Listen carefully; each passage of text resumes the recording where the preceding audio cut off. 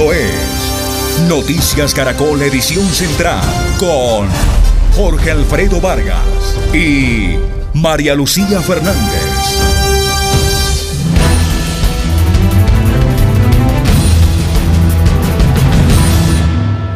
Buenas noches. Noticias Caracol conoció un documento que causa indignación. Un mes después de la tragedia ambiental en Santander, Ecopetrol reveló que en 10 años se han registrado en el Catatumbo más de 3.000 tragedias como esa. El terrorismo contra los oleoductos ha hecho que en una década en esa región se hayan derramado cerca de 2 millones de barriles de petróleo. Un desastre ecológico del que poco se habla. Autoridades, víctimas y expertos cuentan la historia. Noticias Caracol investiga.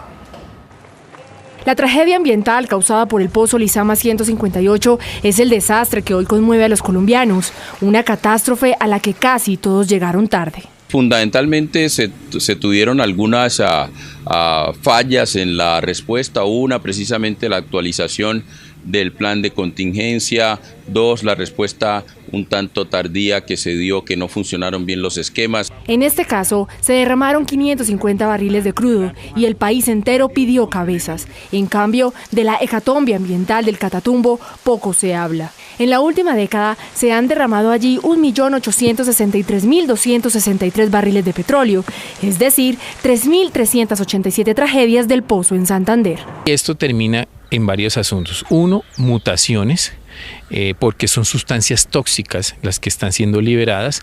2, se reduce el nivel de población de individuos. 3, los suelos quedan muy contaminados. Este aterrador diagnóstico sobre el Catatumbo fue hecho por Ecopetrol hace apenas 7 meses. El documento de 13 páginas en poder de Noticias Caracol revela un panorama desolador. Advierte que ese 1.8 millones de barriles derramados han tenido una causa común: el terrorismo. Los impactos tanto en Catatumbo como en Nariño como en Putumayo son bastante altos a raíz de los atentados de grupos al margen de la ley. Perfectamente en un atentado de estos podemos nosotros estar teniendo una afectación y derrames del orden de 5.000, 7.000 barriles. En 30 años de historia del oleoducto Caño Limón-Coveñas, desafortunadamente se han dado más de 1.500 atentados contra ese oleoducto. La contabilidad de Ecopetrol es así de cruda. Por atentados terroristas al oleoducto Caño Limón, en la región del Catatumbo se han derramado 501.102 barriles de crudo en aguas de la cuenca del río binacional del Catatumbo. El impacto que se genera ambientalmente es bastante alto, pero pues inmediatamente se activan nuestros planes de contingencia y eso es lo que permite tratar de mitigar lo antes posible esa afectación y a su vez poder hacer la recolección y demás de producto de forma oportuna.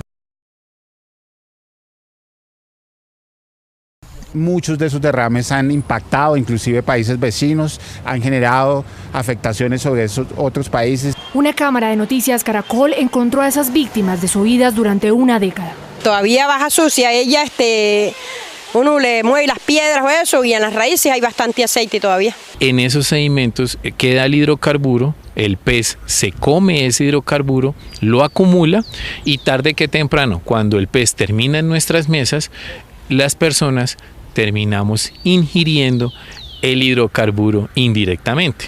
El derrame de crudo en el Catatumbo es una tragedia ambiental constante. Por cada barril de crudo que se derrama se mueren especies de todo tipo. Si a usted le impactaron las imágenes de Lizama en Barranca, imagínese eso 3.000 veces más durante una década en el norte de Santander. Ahorita hubieron más de 10 meses que tuvieron suministrando el agua por carrotanque. ¿Por qué? Porque la contaminación que hubo con el derrame de crudo no le cayó al acueducto de Guamalito. Sol Suárez y Juan David Laverde, Noticias Caracol. Mientras tanto, la Fiscalía anunció hoy que abrió una investigación contra Ecopetrol por el daño provocado en Santander por el derrame de petróleo. Noticias Caracol volvió a la zona de la emergencia para ver cómo avanzan las labores de limpieza. Controlado el derrame de petróleo en el pozo 158, los trabajos se centran ahora en recoger en 14 puntos de control el material contaminante.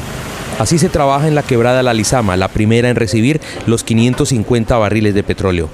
Aquí se nota que la mancha ya desapareció, aunque en el agua queda el aceite.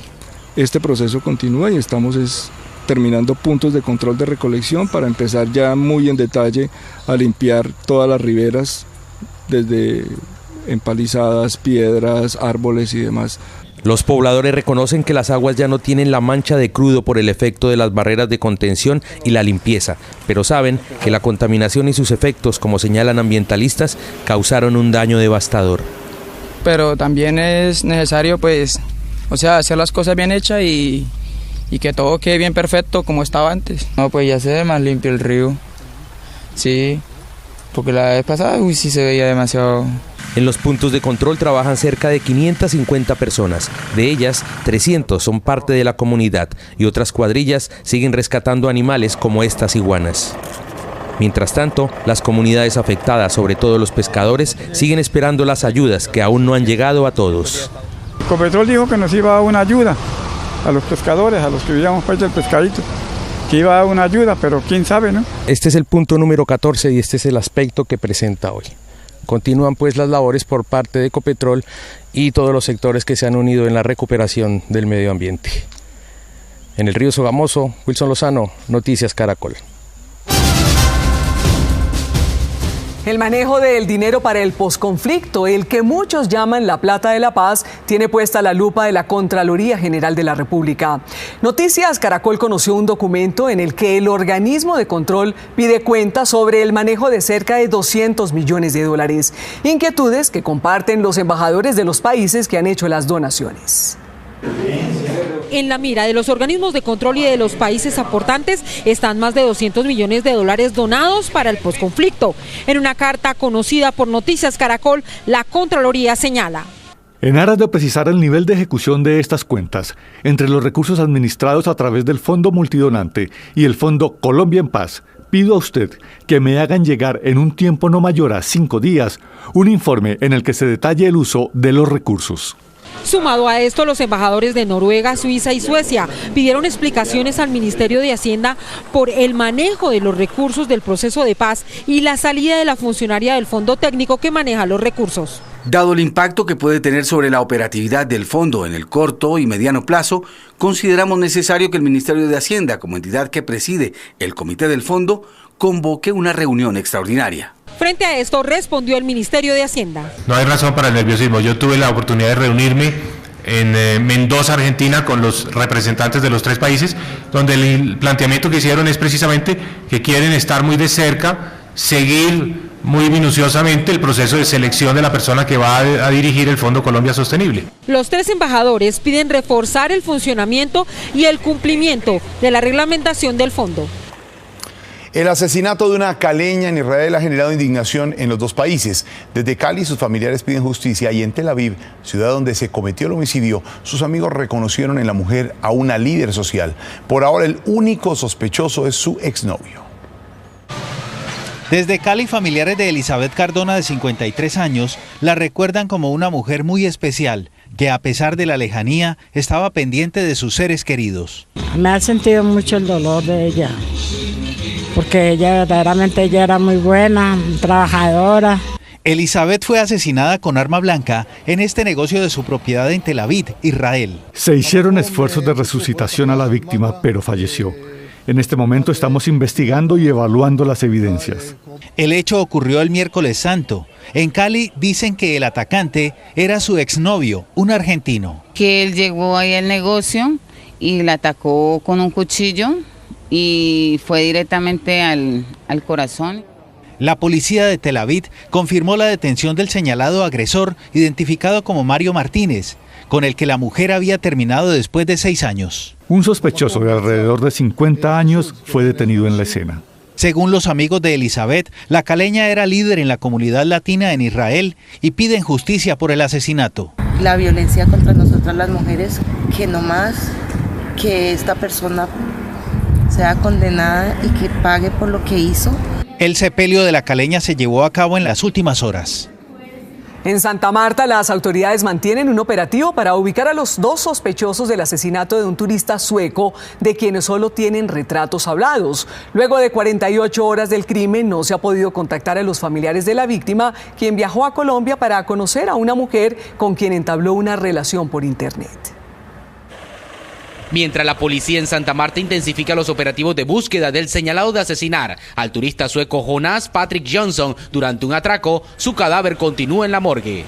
sus parientes aún no han podido ser contactados. Y esperamos simplemente resultados concretos, que se capture rápidamente a este individuo. Es un hecho notorio, no porque haya sido un extranjero el que perdió la vida, al final ninguna persona tiene por qué perder la vida en manos de otra persona y mucho menos por un tema de atraco. La alcaldía de Santa Marta ofreció 40 millones de pesos para quien entregue información del paradero de los señalados. También se hace una revisión de las cámaras de seguridad de la zona del atraco. Se están haciendo no solamente revisión de cámaras privadas, sino también nuestras cámaras públicas están en todo el tema de recolección de información en torno a los barrios. La policía indaga con la novia del europeo para conocer mayores detalles de su estadía en el país y así dar con los familiares que puedan hacerse cargo del cuerpo. 8 días después del secuestro del equipo periodístico del diario El Comercio, sus familiares decidieron hacer públicas sus identidades. Mientras tanto, avanzan los operativos de las autoridades de Colombia y Ecuador en la zona fronteriza para dar con su paradero. Del equipo periodístico del diario El Comercio de Ecuador secuestrado hacen parte Javier Ortega, de 32 años. Es periodista especializado en temas de seguridad y justicia. El fotógrafo Paul Rivas, de 46 años, es el segundo secuestrado. Desde hace 20 años trabaja en el diario El Comercio.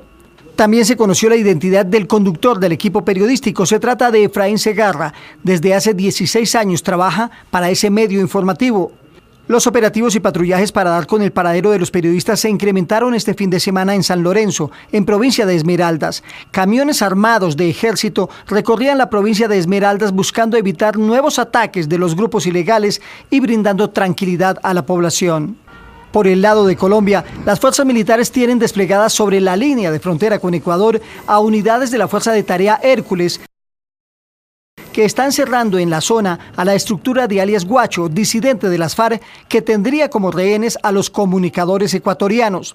Fuentes militares colombianas le dijeron a Noticias Caracol que hasta el momento no se ha podido establecer la ubicación de esa estructura criminal y que es muy probable que no estén en territorio colombiano. Hemos proporcionado todo el apoyo en inteligencia, en movilidad, en fuerzas especiales, en coordinación militar. Todo eso está funcionando y lo que requieren adicionalmente, ahí estaremos. El ministro de la Defensa confirmó que los operativos militares en la zona de frontera se mantendrán.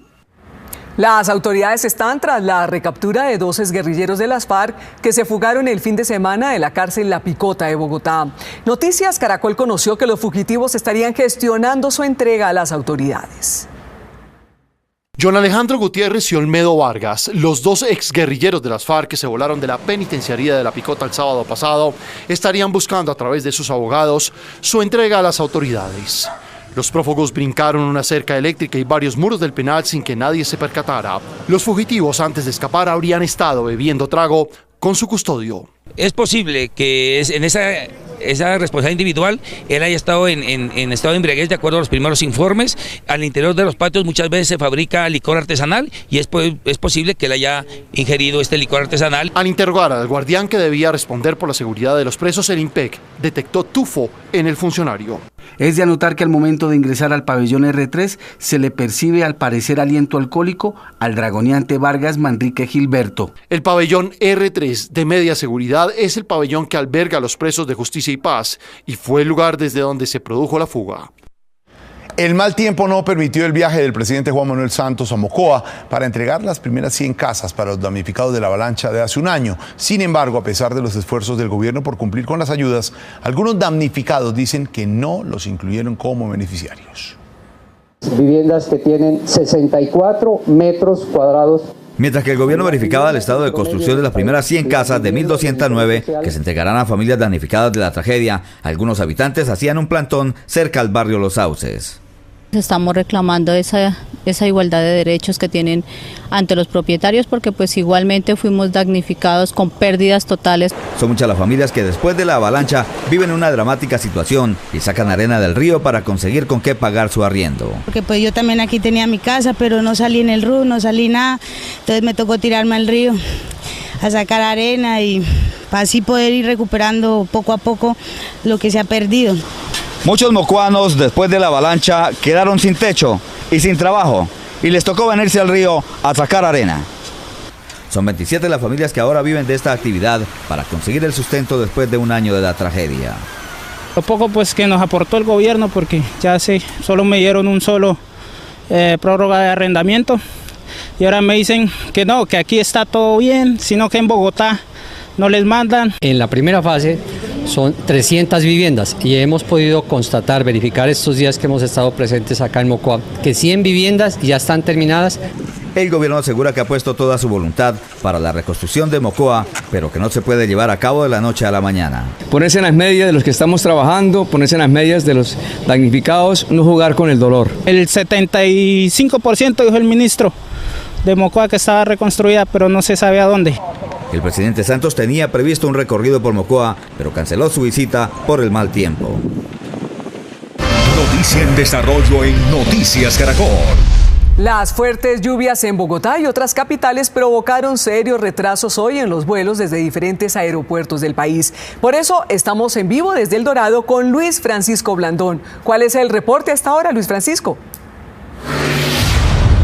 María Lucía, el reporte de esta hora es de completa normalidad en diferentes aeropuertos del país. Recordamos, en horas del mediodía, Aeronáutica Civil ha tenido que ordenar el cierre en esta terminal aérea por el mal tiempo en la capital de Colombia. Y esto ha generado también retrasos en algunos vuelos. Algunos viajeros han tenido que estar muy pendientes de sus aerolíneas para poder informarse adecuadamente sobre los vuelos retrasados, pero hasta ahora pues no ha habido ningún tipo de complicación. Es la segunda vez en la semana que se ha tenido que cerrar los aeropuertos y especialmente en El Dorado por el mal tiempo en todo el país. Sin embargo, pues el llamado que hacen las autoridades es estar informados a todos los viajeros que quieran en este momento pues trasladarse a través de los aeropuertos del país para que puedan tener informada y tener informes con respecto a su viaje, cualquier plan de vuelo que se tenga en las próximas horas. Hay un plan de contingencia y se espera entonces más información en las próximas horas. Desde el aeropuerto del Dorado, Luis Francisco Blandón, Noticias Caracol. Hola, buenas noches. El mundo hoy empieza con el pulso comercial que el Ministerio de Comercio chino acusó a la mesa de negociación en Washington. La llamada se para enjuiciarlo, sino el hecho de que 21 años que además de estar tras las rejas, una organización que se hace llamar Centro de Estudios Políticos Tercera Fuerza para el próximo 21 de abril genera polémica. El Ministerio de la Información de ese país anunció que además de estar tras las rejas, el curioso tendrá que pagar una multa de 108.000 euros, algo así como 324 millones de pesos. La medida forma parte de una nueva ley contra el cibercrimen y el reino ultraconservador considera que ayuda a proteger la moralidad de los individuos y de la sociedad. En Medellín, la realización de un evento convocado por una organización que se hace llamar Centro de Estudios Políticos Tercera Fuerza para el próximo 21 de abril genera polémica. En él se conmemorará el nacimiento del alemán Adolfo Hitler. La comunidad judía fue la primera en rechazar el evento convocado en Medellín. Recordada. Estoy de acuerdo, me parece que fue una persona que causó mucho daño en la humanidad como para... Consultó a esta organización denominada Centro de Estudios Políticos Tercera Fuerza, quien respondió que aunque este evento se hizo público en redes sociales, solo estará abierto para asociados y se realizará en un predio privado a las afueras de Medellín. Tras meses de controversia, la alcaldía de Bogotá presentó su propuesta para intervenir la reserva Barden-Hamen. Según el distrito, el propósito no es el de urbanizar, sino aumentar las áreas verdes. Sin embargo, expertos formularon nuevas críticas. Durante años, la reserva Barden-Hamen ha sido blanco de polémicas debido a los impactos ambientales que tendría una eventual intervención a uno de los pocos espacios verdes que aún subsisten en la ciudad. En medio de esta controversia, el distrito radicó una propuesta en la que aseguran se busca una reserva más grande, mejor conectada y planeada. Aumenta en casi 200 hectáreas o en más de 200 hectáreas el área de la reserva, pasando de 1.396 a 1.709 hectáreas. Según el distrito, más del 80% del área sería para el disfrute de los bogotanos. Propongo una Barden-Hamen pública que permita el acceso de todos los ciudadanos. Hoy está compuesta por fincas, colegios y clubes privados a los que solo pocos pueden ir. Nuestra reserva permitirá que todos la disfrutemos y nos encontremos como iguales en medio de la naturaleza.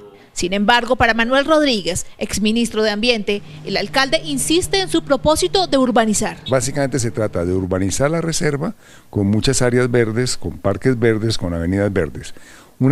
Eso es diferente a un gran parque continuo de 1.400 hectáreas que se restauraría en un proceso de muchos años. Y enfatizó: la preocupación es que se destruye para Bogotá la única posibilidad que tiene Bogotá de construir un gran parque urbano. Esta propuesta será estudiada por la Corporación Regional Autónoma de Cundinamarca.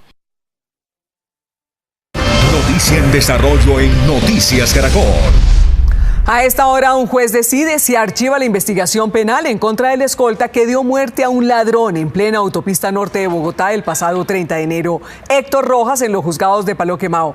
Héctor, ¿ya hay decisión?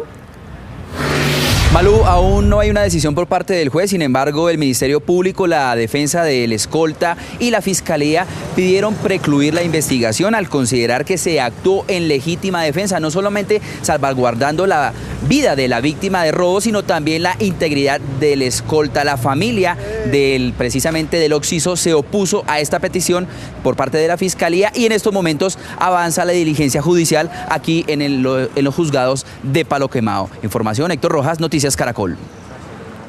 Los indicadores económicos del Banco de Occidente, presentados por nuestros corresponsales bancarios.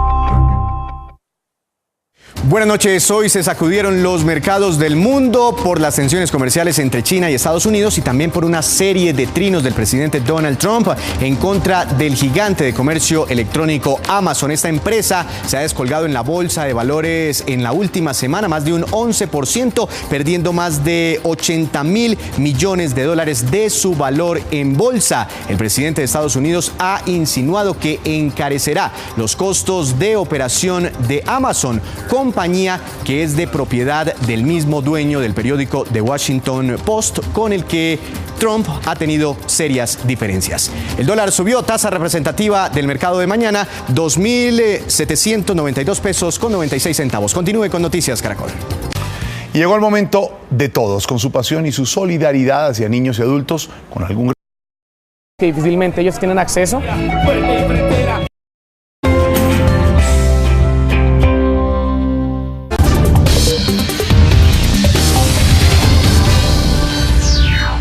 Aquí va el código electoral. Parece que a muchos el famoso café de Fajardo y de la calle les está causando agrieras. Una de las más mortificadas es Claudia López, fórmula vicepresidencial de Sergio Fajardo. Escuchen ustedes. De manera que yo, francamente, por eso voy a conversar con él. No veo qué es lo que le vamos a ir a preguntar a un antro de corrupción como el Consejo Nacional Electoral. Ante semejante vainazo, respondió la presidenta del órgano electoral. Yo llamaría al respeto, a la cordura, porque en realidad esto no se compadece con el trabajo que está haciendo el Consejo Nacional Electoral. Código Caracol conoció de fuentes del Consejo Electoral que la decisión estaría ya tomada. No permitirían una alianza Fajardo de la calle. Mañana habrá otro cafecito, pero con las fórmulas vicepresidenciales. Está previsto que en la Candelaria a las 10:30 de la mañana se sienten Claudia López, Clara López y Ángela María Robledo. Pero el cafecito ya lo amargó la fórmula de Sergio Fajardo porque descartó cualquier alianza con Gustavo Petro. El candidato liberal Humberto de la Calle está rojo, pero de la ira con algunos miembros de su colectividad. El motivo, no le gusta para nada que algunos congresistas estén sosteniendo por debajo de la mesa encuentros con el Centro Democrático. No puede suceder que haya una maroma en virtud de la cual el Partido Liberal termine al servicio del doctor Álvaro Uribe. Yo me opongo a eso y me opondré siempre. Lo cierto es que el partido está bien fracturado porque otros de sus miembros están en desacuerdo con una eventual alianza de la Calle Fajardo. Y la política es dinámica, tan dinámica que hoy sorprendió la adhesión de Jorge Mario Isman, hasta hace unas semanas fórmula vicepresidencial de Juan Carlos Pinzón, a la campaña de Iván Duque.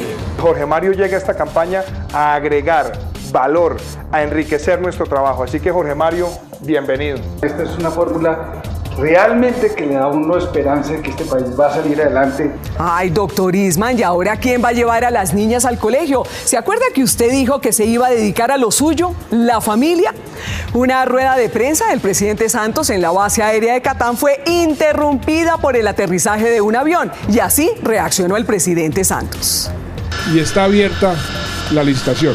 Pero a ver, ¿por qué no le dicen al piloto que si Pero la sorpresa fue para todos los asistentes, pues el avión que llegó es un C-17 Globemaster de la Fuerza Aérea Norteamericana, que hace parte de la avanzada del presidente Donald Trump, que visitará nuestro país el próximo 15 de abril. Y el recomendado de código: arquitectura, cultura, patrimonio del Banco de la República. Un recorrido por algunas de las edificaciones del banco a lo largo de sus 96 años de historia. Están, por ejemplo, el Museo del Oro Zenú en Cartagena, levantado en 1610, el Claustro de San Agustín en Tunja, la Biblioteca Luis Ángel Arango y el Museo del Oro Quimbaya de Rogelio Salmona, entre otros. Hasta aquí el Código Electoral.